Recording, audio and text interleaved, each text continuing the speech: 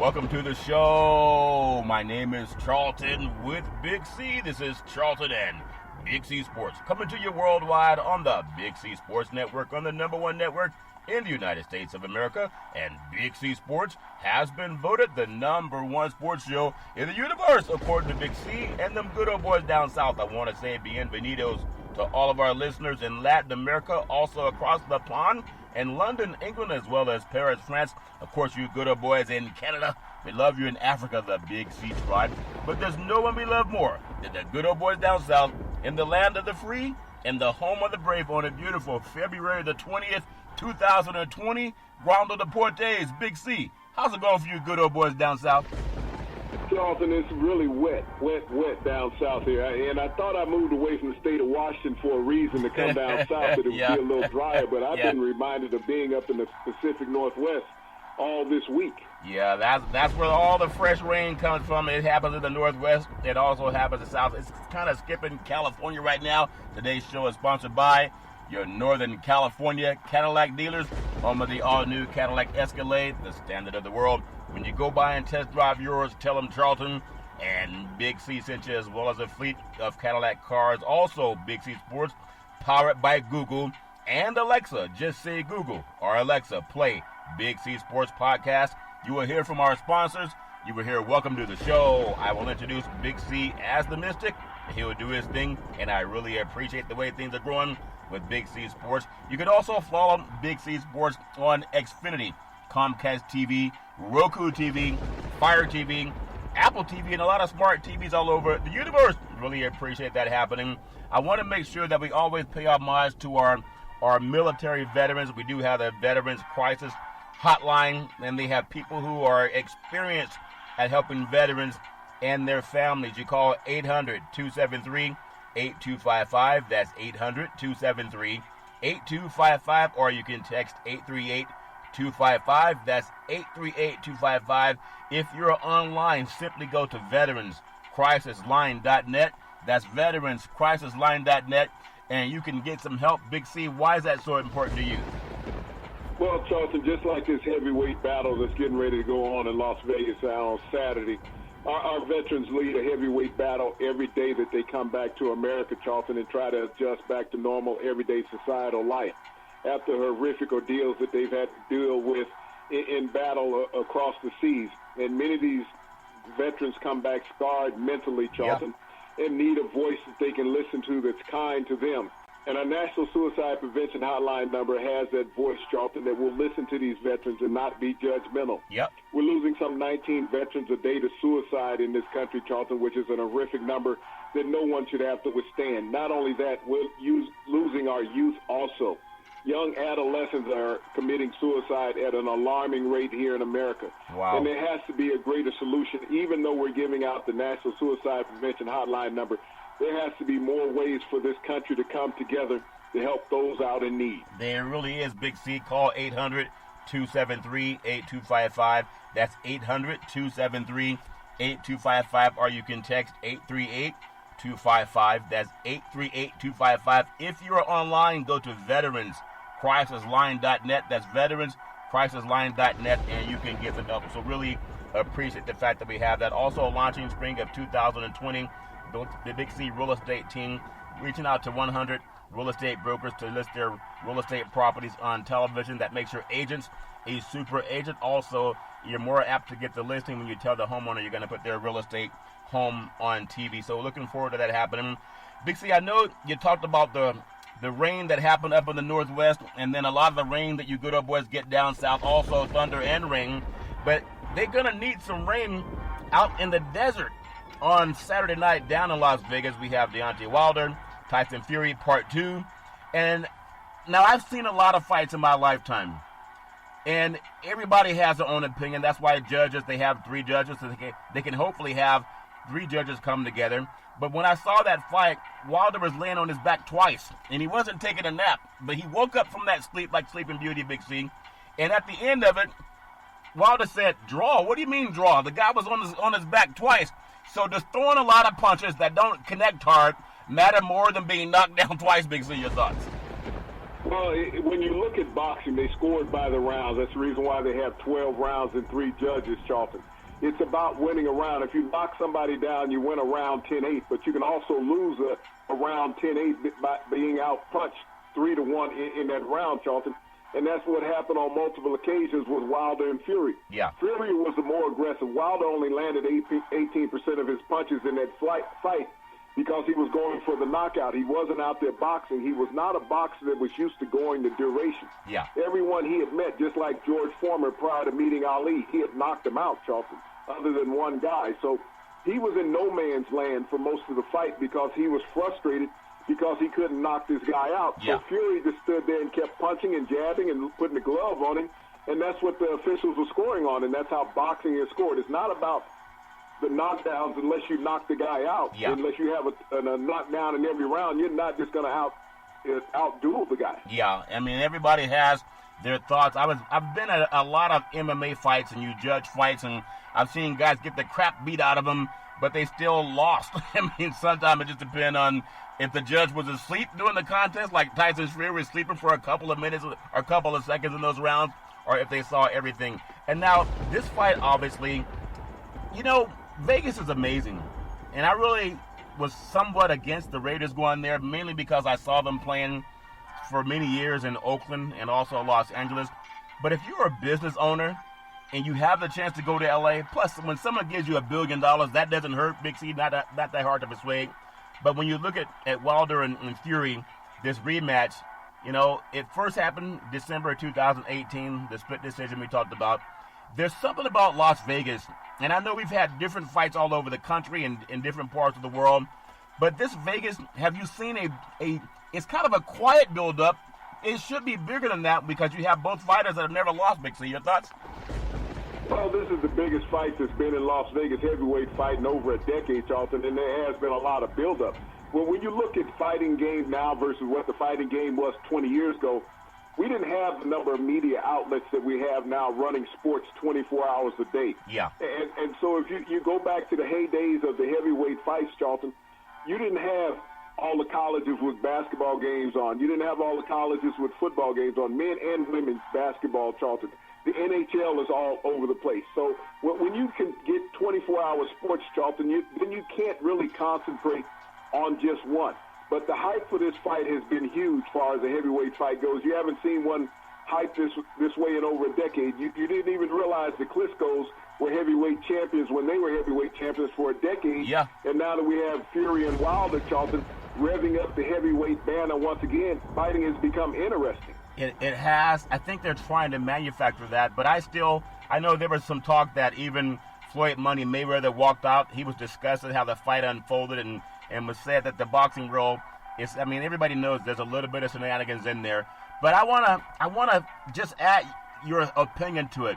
When I saw big fights before, of course, the build-up because there's more media outlets, but I still say the fiasco between with Floyd Money Mayweather when he fought Conor McGregor, that was how they really should build up a fight, because even though it wasn't two boxers, it was MMA versus boxing. That, to me, seemed like the world was more interested in it, even though these two fighters have more of a reason to really watch. Why was it such the fiasco better than this build-up, though? You know what I'm saying? That make any sense? Well, the fight with Mayweather and McGregor was a dud. It was a dud all the way through. There was really no excitement. It was a dance contest versus a guy that was chasing. Yeah. Well, when you look at this fight, Charlton, this is round 2 of this Fury Wilder scenario, which most likely will end up in a trilogy. Yeah. And when you look at what happened in the first fight, these two guys battled. This is what a heavyweight fight was supposed to be.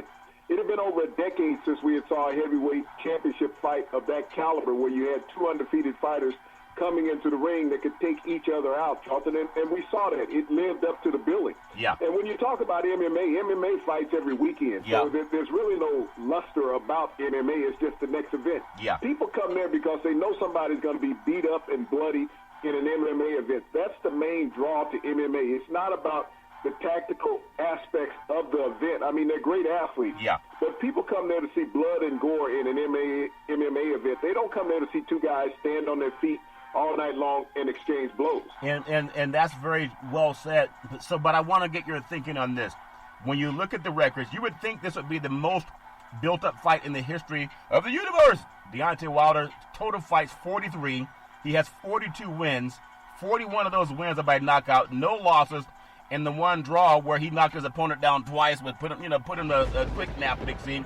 And then Tyson Fury, total fights 30, 29 wins. He has 20 by knockout, no losses, even though he went to sleep twice for a few seconds, and he has that draw. And it's interesting that you said it's going to be a trilogy because you know the money business. But if you look at heavyweights, does this excite you more than when we had the build-up with Muhammad Ali and George Foreman or Ali Frazier or even Holyfield and Tyson? It seems like it should because the record's better, Big C, but to me, it still doesn't have that appeal. They're trying to force feed us, Big C. Your thoughts?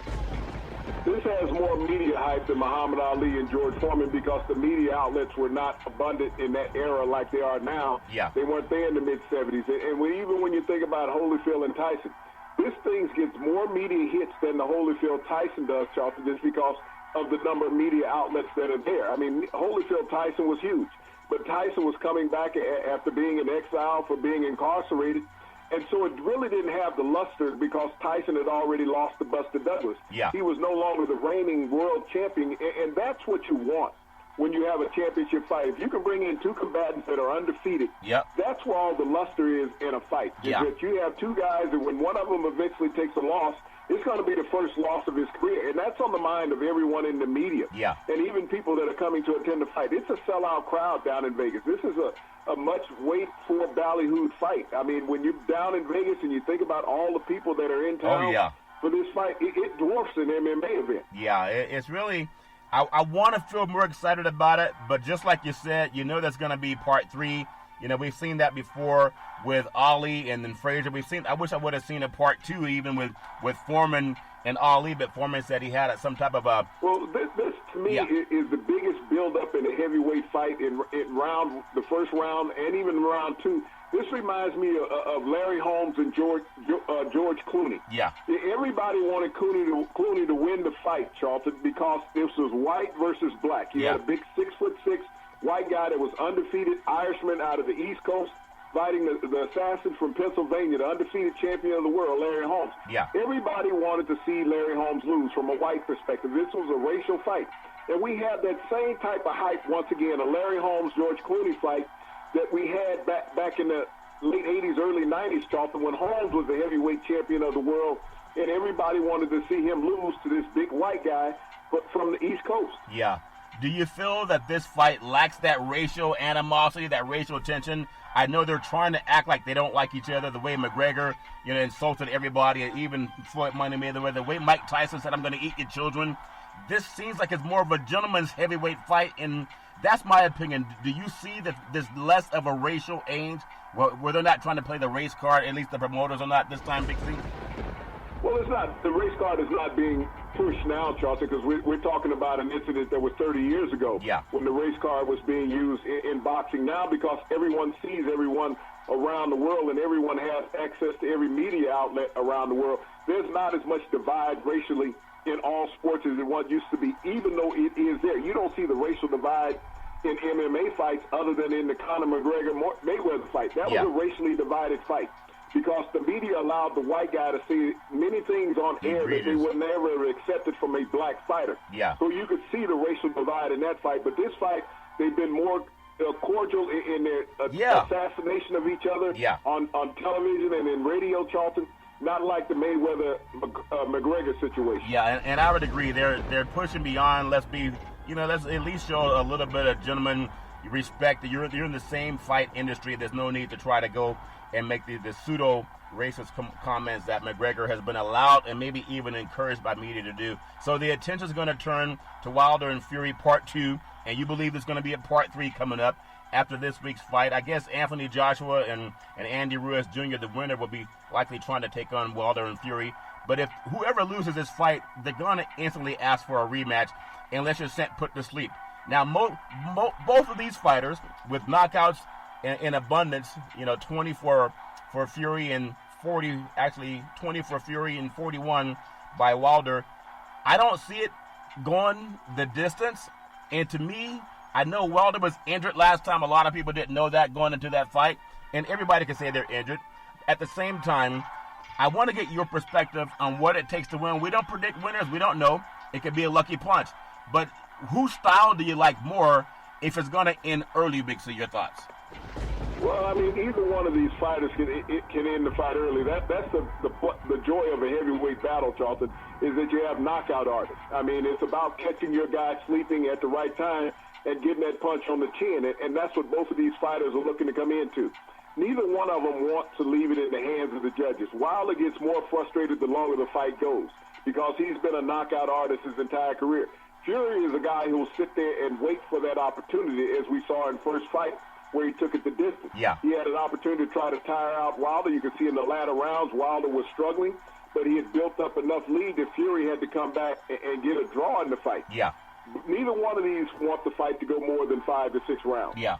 That would be amazing. It's a lot like Holyfield and Tyson, that feel to it, at least until Tyson bit Holyfield's ear. I don't think any guy is going to be hung enough to try to chew on his opponent's ear, especially into this fight the way Tyson and Holyfield did. It's just, I hope it's a good fight, and I hope that it goes the distance.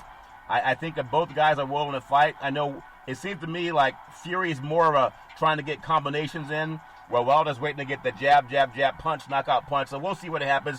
It's going to be just an electric environment in Las Vegas, as it always is in the MGM. And I know that most people who are already in Vegas are going to be really jacked up to see a fight like this. So really wish you all the best, and we'll find out more. We'll talk a little bit more about it tomorrow, as the fight is going to happen actually on Saturday.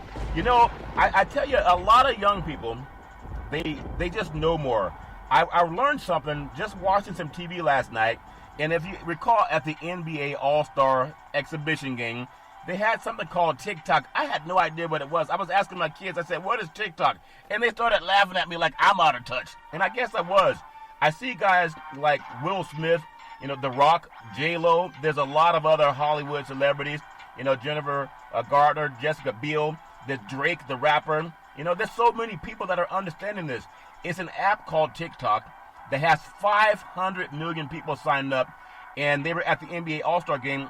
All of Hollywood started to use this, and believe it or not, there were some people that said when they downloaded this app and put together a little 20-second video, so they're going to have Big C do a dance video for the Big C Sports Show, some got between 30, 40, and 50 million viewers. That make any sense, that technology, Big C? Your thoughts? Well, Charlton, the technology is beyond me. I mean, I could not know more about technology than Yeah. a cell phone and a television. That's as large as my world goes. Yeah, well, a lot of good old boys.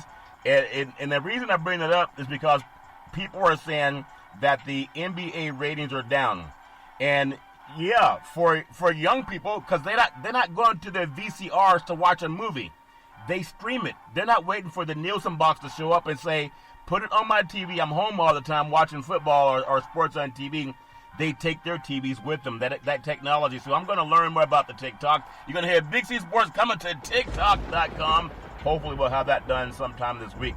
And when it comes to money, you know, the NFL, we could talk so much about having more games. Some people don't agree. But what I do agree, and a lot of people would agree with, NFL's Huddle initiative, it nears 400 million volunteer minutes. The NFL says it's Huddle for 100 initiative. It totaled more than 1 million volunteers, donating nearly 400 million minutes to the communities. Big C, if they ever say football players don't care, they'd be wrong, Big C. Your thoughts?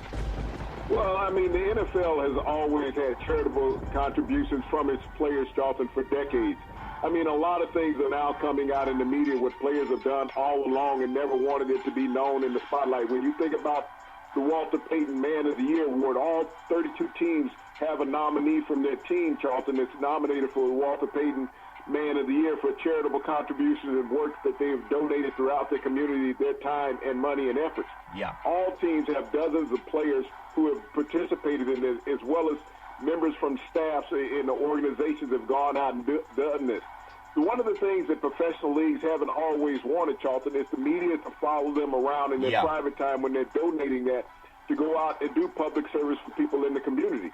And so as the media has gotten more and more invasive finding out about what people do, Charlton. They try to make it seem like it's something that's just started with the players. Yeah. But this has been going on for decades. Yeah, it really has been going on for decades. But this new initiative, it was just launched recently as part of the celebration of the 100th NFL season.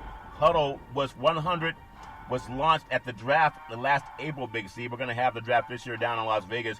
But they were seeking to inspire just 1 million people to give back 100 minutes of their time. In November, the NFL surpassed the 100 million minute mark by the Super Bowl in Miami. They were, get this, 397,253,630 volunteer minutes from over 1,020,846 people. And that number is still adding. I think that's so inspiring because I did not know that, and I love knowing what people do and people give back. Ironically, when I think what Colin Kaepernick started too, he made that publicity, and a lot of people said they didn't like it because he took a knee, for social injustice and try to make peace with everybody. But to see the NFL really stepping up to do that, I think that's great. I would love to see what other leagues do that. The league is predominantly African American. There's oftentimes where they're the last hired, and even the last interviewed, the first fired if you don't make the playoffs in a football season. But these men that have put in all of this work, Big C, I'm inspired by it. I want to see more people get involved in that too. I just want to read something off. Among the organizations in the partnering with the league and benefiting from the volunteerism were the March of Dimes. We've all heard about that. The Red Cross of America. We've heard about that. The United Way. I remember hearing about that when I was a little boy. Habitat for Humanity, Confetti Foundation, of course, the Special Olympics, American Heart Association, WE Schools, so We Schools, the Boys and Girls Club of America. I was involved in that when I was a little kid. USA Football, DoSomething.org, and then many, many more. So to me, that inspires me, and I want to know, does it inspire you more, or was it something you already knew about, that many organizations? Big C, your thoughts? Charlton, I've known about these things for decades. I was involved in those things when I was a player. I was a director on the Boys and Girls Club. I had a mentoring program. I also substitute taught school, Charlton. I donated my time as well as many other teammates and opponents did during those decades ago, Charlton. Like I said, this is something that's not new for the players, and this is in every sport. Yeah. Every professional sport, players have done this for decades. Like I said, because we have so much media now, they want to act like that players have just become socially conscious. No, players have been socially conscious forever. Yeah. They've gone out and done their due service and due diligence within the communities. Now that the media doesn't have anything negative to talk about during the season, they want to come out and put a positive spin on what players have been trying to keep under wraps for decades. Yeah, and that's one thing to keep it under wraps. I'm glad they let it be known because now it can trickle down to a lot of other organizations, not just in sports. But you have to be willing to do this from your heart like athletes have done for decades, Charlton. When I was doing these things, when I was a player and even after my playing days, I didn't ask for social recognition for going out and doing it. This was something that I felt that I personally needed to do. I needed to give back because I had an opportunity to advance myself. Yeah. And if you showed just one of these kids got on the right path as far as your participation back with them within the community and you saw something positive, then you know what you gave was something good. Yeah. And you didn't go out and call and say, I want to do a newspaper interview, which is what was the big thing back in those days, or even do a show on a sports story, Charlton, and say, hey, this is me, I need the publicity. You wanted to go out and it lets kids know that you're not doing it for personal gain. Yeah. You're doing it to help them out. Because when you try to make a news story out of something like this, then people look at it in a negative light. Oh, they just want the publicity. That's all they're trying to do. They're trying to make people think they're Mr. Goody Two-Shoes all of a sudden. Yeah. But when you go out and do this behind the scenes, when you go out and you do help in community projects, you talk about Habitat for Humanity. Ward Dunn did that for decades, built houses for single moms because his mother was a police officer in New Orleans who lost her life in the line of duty. She was a single parent, and he was left with raising his siblings. And so when he made it well off in the NFL, Charlton, he went back and started building homes for single moms during his playing days, and he's still doing it decades after he's retired from the NFL, as well as many other players have gone out and taken that non-public spotlight, Charlton, to do good within community. Yeah, and it's always good. I still think if they let it be known, it's a trickle-down effect because more people would get involved, and I think that's always a good thing when but you share people can't away. force people to feel good about themselves or want to help people. There's philanthropists all around America every day. Yeah. And you can go online, as you like to Google things all the time, and find these people. Yeah. But it's not going to draw people because athletes are doing something. The first thing that said, well, he has the money. He can afford that. Yeah. That's the first thing that comes out of someone's mouth when it's an athlete doing it. Owners do it also. Yeah. But you should not ask because somebody has money in doing it. You should want to do it because you want to do it. Yeah, and there's no right way to judge someone's heart, Big C. I just think if you're doing something good, if you share that, just like it takes a village to raise a family, some people say that. If you share it more, I think it inspires people. And so I'm proud of the NFL. I did not know that so much was done as far as time-wise. But at the same time, you know, that information came out and made it more publicly known worldwide. So this issue, and we've talked about it, the NFL owners, they approved negotiated terms for a new labor agreement. We know that all 32 people have. Let me make one adjustment in that, Charlton. Yeah. You know, you say the story came out and it's known. It came out, you read about it today. Just like Veterans Day, and we talk about our veterans every day on our show. Yeah. You don't hear anybody else talking about it after Veterans Day. Just like this. Next week, no one will remember this story. Yeah. And that's true, too. But again, everybody is motivated. Some people have it within them. Others need to see it. And when you show it, I don't think it hurts to spread that message. It just shows that more people can get involved. It's a good way. I think it's a good thing. But I do want to touch on this collective bargaining agreement. 32 teams, you know, the owners have voted today to accept the negotiated terms. And basically, we're going to have 17 games, Big C. There's even going to be an extra playoff game. So while there's this great feeling and this unity we have about the volunteerism of NFL, you know, teams and owners and players, they're also sneaking in a 17th game, which I believe is going to start, you know, in 2020 season, Big C. And everybody has their own opinion about it. And we're going to cut back on the 4 preseason games. It's going to drop to 3. So they're really playing the same amount of games. But, you know, that one extra game is going to make people play harder, maybe put them at risk of injury. But if you're afraid of being hurt, you really shouldn't play the game. There's also another talk of a playoff game coming in there, too. Give me your thought on it. 47% is the current number of revenue share. If they're going to keep it below 50. It's not going to go above 50 like the NBA. But I know players may not agree with it, but they want more money. They got to pay somebody, Big C. Your thoughts? Well, that's where the players fall short. They should hold out for a larger share like the NBA players, Charlton. This doesn't help the players by expanding the season to 17 games. It helps out the gamblers. It helps out the casinos, Charlton, taking the bets on the game. Yeah. But it doesn't help the players out. If you're going to make the playoffs, you're going to make the playoffs. And so what are the owners going to give up in exchange for this? You say one less preseason game? Who cared about the preseason? When you look at the paltry money that you got paid during the preseason versus what you get during the regular season, are they going to extend it one more game check? Are they going to add that onto the backside of the contracts, Charlton? Or are they going to say we're going to keep the same amount of money that we gave you over 16 games and disperse that over 17 games? So I don't think that all the agreements have been met yet as far as what the players are looking for out of this. And the players can't cave too soon on this. I would rather strike as a player than extend the season to 17 games without having another 17, without having another paycheck added on top of that 16 for the equitable amount of money that I'm already making, because the owners win in every way if the players just came to that. And you got to ask for lifetime health benefits, not 5 years. And that's all that a player gets. Once he retires, he receives health benefits for 5 years. The NFL and the NHL are the most violent sports out there. And both of those sports need to have lifetime health coverage with the catastrophic damage that's done to your body in that short career that you have. And so the NBA has lifetime health coverage. The Major League Baseball has lifetime health coverage. Professional hockey and the NFL does not have lifetime health coverage.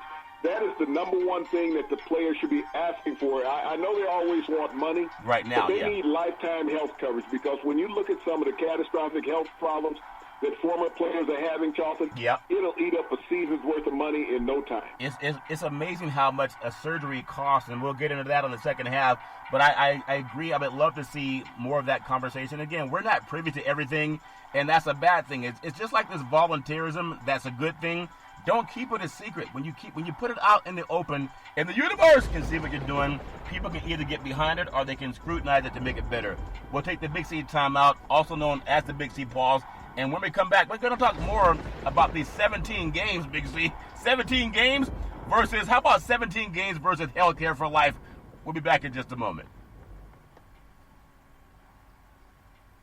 All right, we are back after the Big C timeout, also known as the Big C pause, and you can follow Big C Sports 24 hours a day, 7 days a week on the #1 podcast network in the universe, iHeartRadio Podcast. You can follow Big C Sports on Apple Podcasts. You can follow Big C Sports on Google Podcasts. You can follow Big C Sports on Spreaker.com. You can follow Big C Sports on an app that I love called Google or Alexa. Just say Google or Alexa, play Big C Sports Podcast. You will hear from our sponsors. You will hear Welcome to the Show. I will introduce Big C as the Mystic, and he'll do his thing. And I really appreciate the way things are growing with Big C Sports. You can follow Big C Sports on Xfinity, Comcast TV, Roku TV, Apple TV, Fire TV, and a lot of smart TVs all over the universe. Also launching a real estate TV listing channel in the spring of 2020. The goal is to get 100 real estate brokers to list their properties on TV. You know, that's a very good thing you brought up, because you keep talking about the healthcare. A lot of young men, when they're getting money in the bank now, and they go out and buy the fancy car, for some reason now people are buying gold chains and everything else, and that's their money. But it's been quietly kept that after 5 years, when your health problems show up and you have those pre-existing conditions, you're not going to get covered. You're going to be on your own. That's why I think they should make it more known, the volunteerism, and also the fact that we should be fighting for healthcare, not another game, and definitely not a fewer preseasons versus healthcare. Big C, your thoughts? Well, the players have that ability to fight for that, Charlton. It's never been one of the things that players have been pressing enough to want to go out and do. I mean, when you look at the NFL, it's like any other large corporation in America, Charlton. They don't guarantee you health coverage once you've left that company. Yeah. The NFL has given players 5 years of guaranteed health coverage. You leave IBM, they're not going to give you 5 weeks of health coverage, Charlton, on their dime. So the NFL has been above the curve as far as corporate America goes. But the players have been the ones that have short-sighted themselves, Charlton, on health coverage, because they've always looked at how much more money I can get, which is not a wrong thing. They've raised the minimum salary over the years, what players can receive. But on the table, Charlton, they've never really gone to bat as far as health coverage. Back from when I played, and even currently, Charlton, you think about it, it's 2020 now, and players don't have lifetime health coverage. That's the Players Association, Charlton. Ladarius Smith, I believe his name. I don't know if I got his first name right, but Smith is the director of the Players Association. Lamari Smith. Yeah, Lamari Smith. Smith. He needs to fight for that as much as anything else. If the owners are sitting there saying we're going 17 games, no. Players, we're going on strike if we don't get lifetime health coverage, because you think about the amount of money that revenue that's going to be generated from that 17th week of televised games in the NFL, where people are going to be watching, not like a preseason game where no one cares, but they're going to be paying attention to that extra last season, regular season game. Well, like Damari Smith, just like the late Gene Upshaw, sometimes you pay attention to the owners more so than the health and welfare of the players. And so the provision... Well, Gene didn't pay attention to the owners. Gene was paying attention to himself. Yeah. Gene, as he said in a statement, he was fighting for the current players, not the retired players. He was employed by the players that were present in the league under his watch. Yeah. And that's where Damari Smith is also. He works for the players that are under his watch, just like the commissioner does. Yeah. He works for the owners. And so unless these players are present enough to say, we're not going to cave unless we get lifetime health insurance. And it's going to cover them, and it's going to cover the players that are 10 years down the road, because these guys that are playing now, most of them won't be in the league 10 years from now. Yeah, that's true. But they're going to be out of the league. And 5 years from now, a lot of these players are going to be wanting health coverage, Charlton, and it's going to be then expired at that point because they won't be in the league. Yep. So that's what you're fighting for, not today, and that's what the players don't understand. They're fighting for today's money, not 10 years, 20 years down the road health coverage. They don't all have the foresight to understand that at a youthful age. Yeah, and some of these surgeries may cost upwards of $100,000, and that's not small change. And to get insured for it, if you have pre-existing conditions, and a lot of people will, you won't be able to get that either. So the provisions... When you look at the surgery that most athletes have, Charlton, hip replacement, knee replacement, shoulder replacements, and I've had the hip replacements from being hit and cut blocked all the time over the years. Yeah. And that was $60,000 for one hip. Yeah. So when you get two of them, you got $120,000. Yeah. You do a knee replacement, they're going to hit you at $35,000, $40,000. So when you talk about getting your major joints, your hips and knees replaced, and you're $200,000 in debt if you don't have health insurance, and that's not going to come within the first 5 years that you played the game. It's going to come 20 years after you retired when you start having these joints replaced. Yeah, a lot of guys have that. Even, I mean, it's amazing that you hear how many people, they just have to live and suffer as opposed to getting the help because they cannot afford the coverage. So two things that come up to my mind, there's the provision for 2 more wild card games developed years ago, with only one team with the best record at each conference will receive a bye. So this year that would have been the Baltimore Ravens and the San Francisco 49ers. They would not have had 2 other teams having a bye in that first week, Big C, and adding that extra playoff game. It may be better for the league overall because they'll get more people involved in wanting to see the game. But again, the fans are the ones being maimed and injured just for the sake of someone's entertainment, and I think that's always a trade-off. But you kind of know that going into the NFL. So I want to ask you this question, because you and I disagree over one thing, and you mentioned that the volunteerism where the NFL had gone out and volunteered over 1 million minutes, Big C. And I think that's a beautiful thing because I did not know about it, and I know a lot of people know about what's going on. In order, and I would love for Big C Sports to be the vanguard for this. The same way we say no domestic violence, there's never ever an excuse for domestic violence. We give out the National Veterans Hotline, and for against suicide prevention, they can call to get some help. I would hope that we can also talk about, do you have health care after 5 years? Because I think coaches do, plus a lifetime pension, but players don't. I would love to be the vanguards of that and not wait for other people to do it. Big C, your thoughts? Well, Dalton, this is something that the players, like I said, over time has never fought for. Yeah.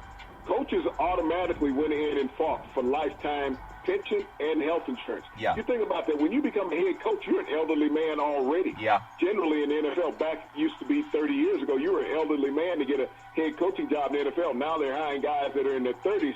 But think about one of those head coaches, Charlton, like Zach Taylor in Cincinnati. Yeah. He was 32, 33 years old when he became a head coach.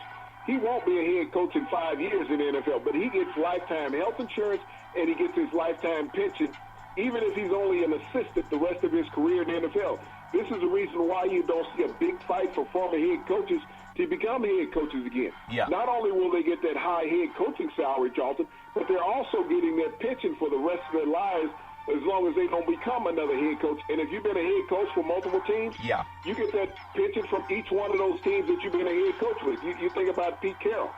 He'll get a pension from the Patriots as well as the Jets and the Seahawks when he eventually retires as a head coach. So many coaches are on that level where you'll be getting 3 pensions from the NFL from different teams because of that. And we think about volunteerism, Charlton. Yeah. Volunteerism is nothing new in America. This is something that's always been done. You spoke about that you were with the Boys Clubs of America, which unfortunately just filed for bankruptcy the other day. The Boy Scouts, not the Boy Clubs. The Boy Scouts. Boy Scouts was always a volunteer situation, just like the Girl Scouts is a volunteer situation. The parents that get involved in these organizations are volunteers.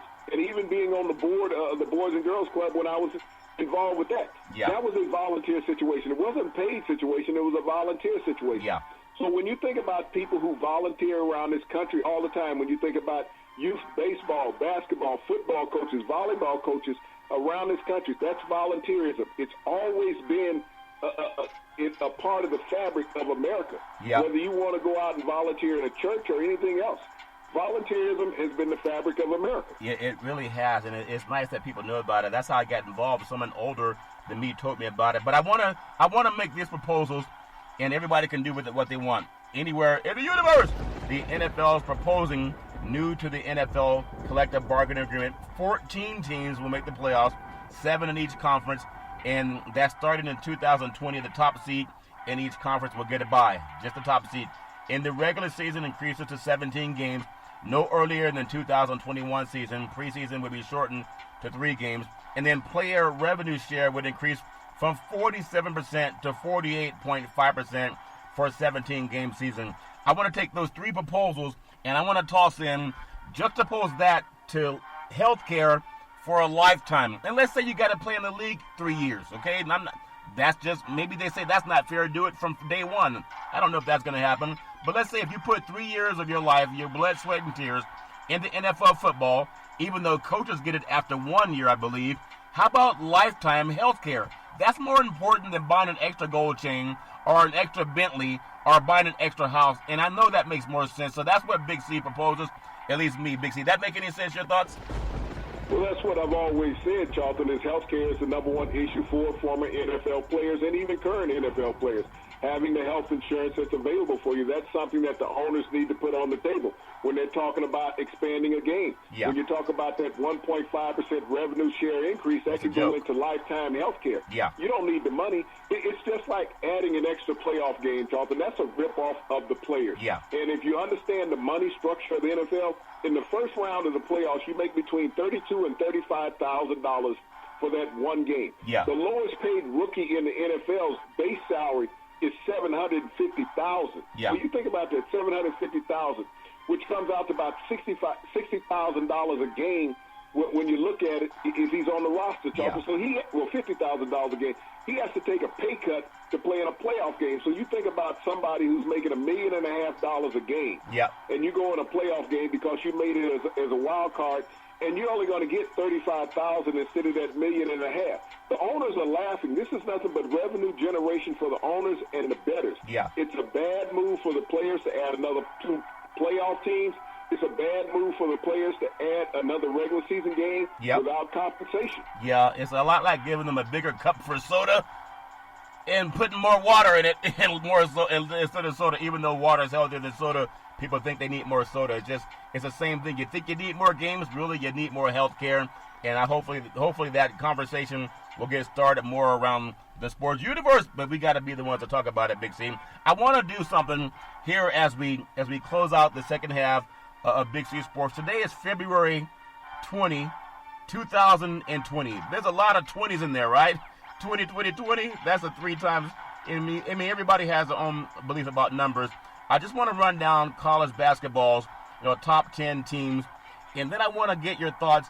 I want to bring up some of the best college basketball teams of all time because March Madness is right upon us. We're right around the corner, Big C. We have number 1 Baylor right now in the country, number 1. Number 2, Gonzaga. And, of course, they're voted that. We'll see what happens in March Madness. Number 3, Kansas. Kansas and Baylor may flip after this weekend. That's my opinion. I don't know, but we'll just see. I can't wait to see that game. Number 4, San Diego State. My opinions are ranked a little bit too high. Number 5, Dayton. And followed by number 6, the Maryland Terrapins. Maryland leading the Big Ten Conference is a lot more impressive to me than San Diego State being undefeated in the Mountain West. Big C, your thoughts? Well, I mean, each part of the country has its own brand of basketball.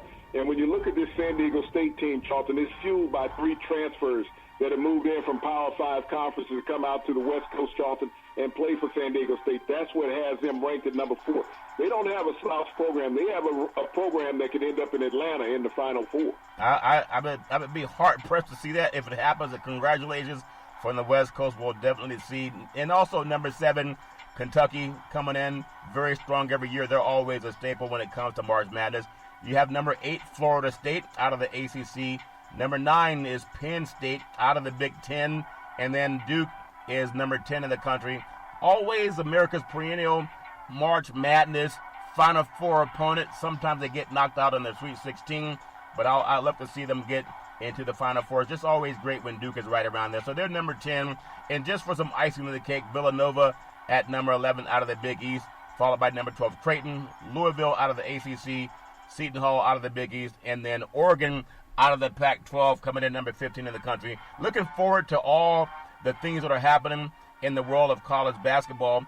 And that's for the men's, and everybody knows that turns the dial more than the women's rankings. But you really believe that San Diego State, when they don't have anyone on their schedule that was a top 10 program, you think that's not too high of a ranking because they had a couple of transfers? Big, say your thoughts? Well, Well, they have 3 transfers that are key to the success of the program, Charlton. And the thing about those transfers is that they're veteran players. They've been around in college football. They're not that one-and-done freshmen. Yeah. When you named off a bunch of those teams, Charlton, when they're led by freshman players, especially Kentucky, when you're starting 4 and 5 freshmen, these guys don't have tournament experience. And so sometimes the stage is too large for them. And we've seen that. You look at Duke last year with all the hype that they had. Yeah. They were led by 4 freshmen on their team, Charlton, and the stage was too big for them when they got to the playoffs. And you look at the teams that made it to the Final Four in Virginia and Texas Tech, Charlton, for the championship. Those teams had veteran leadership. Just like no one saw Texas Tech making the finals. And the year before, Virginia had been knocked out by a 16 seed, and they went back the following year and won the championship because they kept their team intact and they had veteran leadership. So I don't bet on the young players anymore coming into college basketball. Yes, they got all the ballyhooed hype, but they don't have the experience and staying power where the games get tough. In that Texas Tech team last year, they were preseason picked in their own conference to finish number 7. They really had a Cinderella story. So over on the women's side of college basketball, March Madness is big for everybody. The women have a lot of top teams, but there's no one undefeated in that top 15 Big C. Number 1, South Carolina, followed by number 2, Baylor, out of the Big 12. Number 3, Oregon. The Ducks looking strong out of the Pac-12, followed by Stanford at number 4, Louisville coming in at number 5. UConn, they're there every year. They're like the female side of Duke, with Gino Oriana coming in at number 6. And this is a team, if they don't win a championship, they've had a bad season. Big C, your thoughts? Well, Duke has been a perennial power in women's college basketball for a long time, but the landscape has changed in women's college basketball. If you think about Notre Dame, they've been one of the top teams. They're having a down year, just like North Carolina's having a down year in men's basketball. But both of these teams have been on the championship podium before. And when we look at women's college basketball, South Carolina Gamecocks now under Don Staley are the top team in the country. Top team in the country. Maryland, number 7. The Terrapins, number 8. UCLA Bruins, fight out of the Pac-12 conference. Number 9, Mississippi State. Number 10, North Carolina State. Number 11, Arizona, the Wildcats, out of the Pac-12. Number 12, DePaul. Number 13, Gonzaga. Number 14, Kentucky. And then number 15, Oregon State. Gonzaga, the men's and women's program, they become the premier program, it seems, on the West Coast rankings-wise. But when it gets down to winning, they don't always have the chance to hoist that trophy and say that they're the best team of all time or even the best team coming up in this final year. Hopefully they can turn some things around up in the Great Northwest this year. We talk about money all the time and how big March Madness is. We know that sports is a billion-dollar industry, and people can talk about viewership and how much money these conferences make. Big C, it's really, really big, kind of like a thunderstorm. March Madness is big business for National Collegiate Athletic Association, the NCAA, where its biggest games tip off and sports fanatics scramble to fill out tournament brackets, and they place bets in office polls and sometimes under the table. Big C, viewership for the 2019 championship game, it was up 23% over the previous year. Last year, the NCAA pulled in $933 million in revenue from media rights and from tickets and other fees and corporate sponsorships. It's really about a proliferation of television ads anchored around the week-long tournament. They've done it right. So why are they talking about ratings are up in college and they're down in NBA? I think because they survey people and realize they watch a lot of streaming. They don't have a cable box. Most of them don't have cable. Big C, your thoughts? Well, no, college basketball reaches more people than the NBA. When you think about every state possesses multiple colleges, Charlton, where the NBA doesn't do that with every team. NBA is a regional game.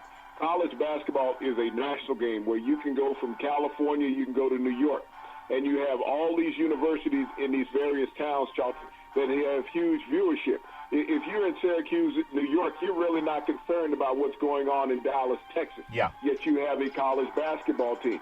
You're in Greensboro, North Carolina. You have a college team. You don't have a NBA team. And many other cities, when you talk about L.A. alone, you got 2 NBA teams. How many college teams do you have in L.A.? You don't have one in San Diego, and they have the top team, one of the top teams on the West Coast. You don't have one in the state of Washington, but yet you have 3 teams up there in the state of Washington, Washington State, University of Washington, and Gonzaga, who's ranked in the top 5. So when you think about the reach of college basketball, it has an opportunity to reach more people because You have basketball arenas in every state, multiple college basketball arenas in every state, Yeah. where you do not have them in the NBA. But I would still say, if you're a college kid, you don't have a Nielsen box in your apartment. Sometimes these people live in a dorm. They don't have cable TV. They're using the streaming, and they're taking survey, kind of like voting to see if they're watching more. So I say it's up, but they also have more devices to measure. Think about Bloomington, Indiana. Yeah. The University of Indiana always have a sellout. They don't have a professional team. Michigan State always has a sellout. They don't have one. University of Michigan. Yeah. They don't have one. They always have sellouts. So when you think about these universities that have arenas, Lexington, Kentucky, 22,000 seats. There's no professional basketball team in Kentucky, but basketball in Kentucky is all that matters. Louisville has 24,000 seats. No, neither one of those cities have an NBA team, and that's what you have to understand is that college basketball is reaching. Yeah. It reaches out. People move from, they have alumni. And you think about all the alumni that have attended these universities who like to tune back in and watch their university play, whether it's football, basketball, baseball, volleyball, whatever.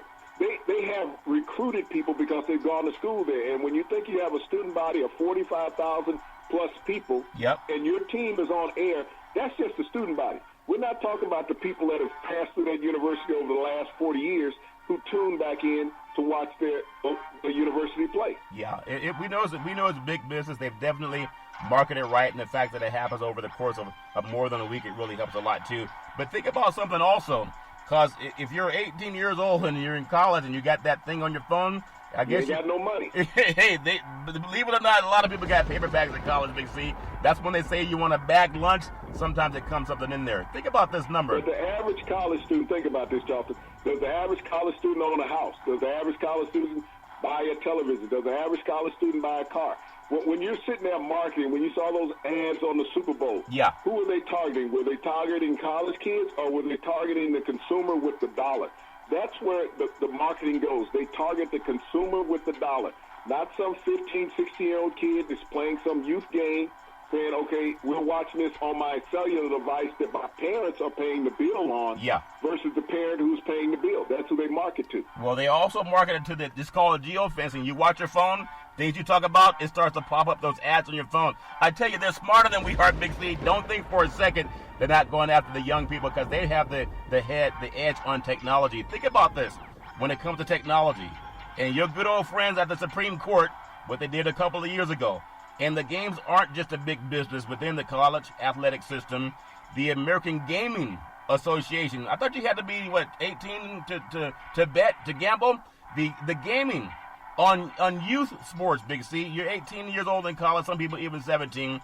That number of brackets completed hit 149 million on people who are not 21 for the most part, and $8.5 billion was gambled on the tournament. They're not just looking at grown-ups doing that, Big C. Your thoughts? Well, when you look at placing a bet in any legal betting establishment, you have to be 21. And New Jersey has, Philadelphia, not New Jersey, but Philadelphia had 3 times the money bet in Philadelphia legally last year, the state of Pennsylvania, than Las Vegas did. So when you think about, they're counting the money from the adults, not from the kids. Anybody can fill out a bracket anywhere. You can fill out a bracket in kindergarten. Yeah. If you can use enough crayons to get enough squares, Yeah. you can do that. Yeah. But where the real money is pushed at in the sports bet books, you have to be 21 years old. That's what everybody is monitoring. That's where the real money is. That's where the dividends come from. Yeah. Well, they're saying the annual increases in viewership equate to increased betting on the brackets and increased revenue from all involved except the players. Yeah, we know players don't bet on anything and never have in history. If you're under 21 years old and you get into any betting pool, even if you go into online betting, you have to prove certification that you're 21 years old. Otherwise, you're going to lose your money. So no one on those on online betting, Charlton, is under 21 years old. Otherwise, you're throwing away your money. You have to have valid ID to get your payout. Well, we've seen people with 18 years old getting into the club with a fake ID. I'm telling you, the youth are smarter than we are, Big C. It's not like they're behind us a curve. You think a casino's going to give you some money with some fake ID? If it's not going to happen. If it's online, it's happened before. It's not like it just has happened before. Online, trust me, I do online betting, and you have to have proper credentials when you set up an account. Well, I know a lot of people have to have proper credentials for a lot of things that don't always get, I guess, vetted out, Big C.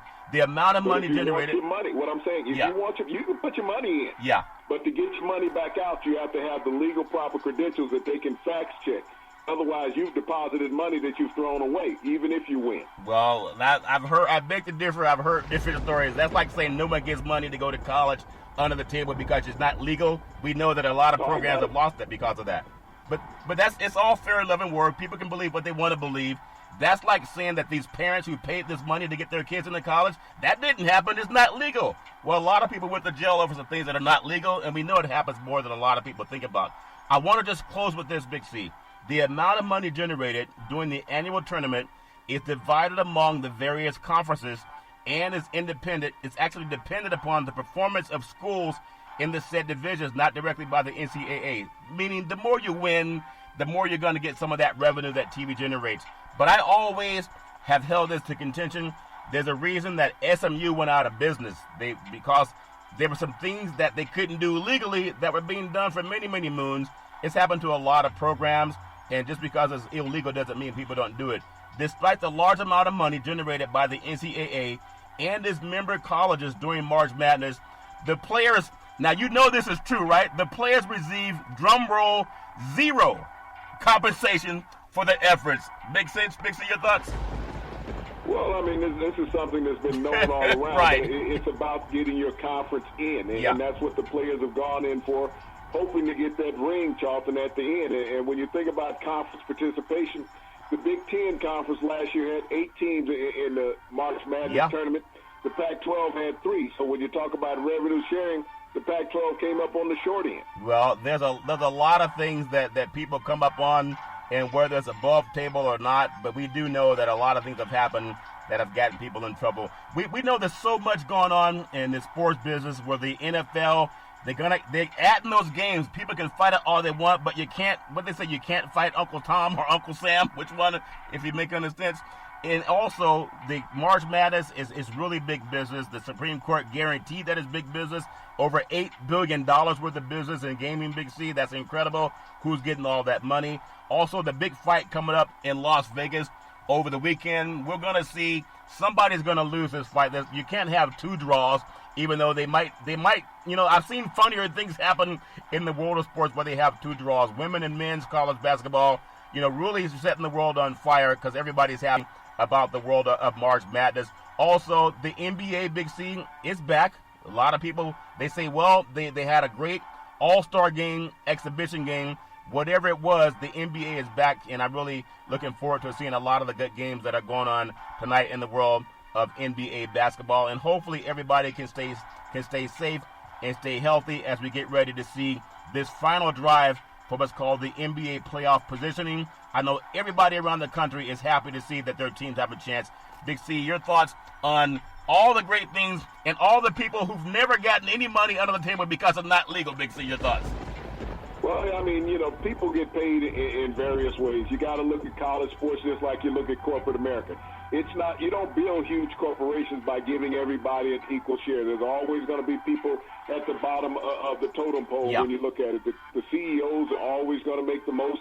And then you have people within management, and that's normally coaches, that are going to get paid, a generous amount of money. Yeah. And as long as they can keep their overhead down, Charlton, that's what it's all about. That's what it's all about. Again, Big C Sports, we're proposing for the NFL healthcare versus an extra game. I think maybe we might lose that one, Big C, healthcare for life or an extra game for the season. We'll see what happens. Tonight's NBA schedule, Milwaukee at Detroit.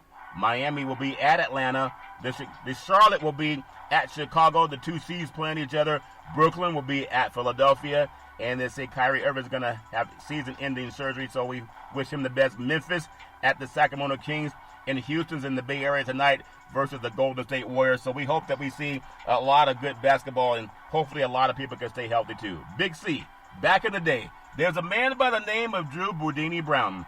He was known as Muhammad Ali's right-hand man, and he would always tell Ali, with all you got to use, how can you lose? Rumble, young man, rumble. Big C, what are you looking forward to in the sports universe? Well, Charlton, as we get close to bracketology once again in college basketball, I want to celebrate the 1964 NCAA championship, Charlton, where it was the first team to start 5 African Americans on a college basketball team in the national championship finals, Charleston. The University of Texas Southern, which is now known as UTEP. Yeah, and that's great knowledge, and you heard it on 2020. A lot of twos in there. Might be some good numbers for the good about to play. You can always find good numbers every Monday through Friday at 5 and 6 p.m. worldwide when you follow Big C Sports on the Big C Sports Network, on the #1 network in the United States of America.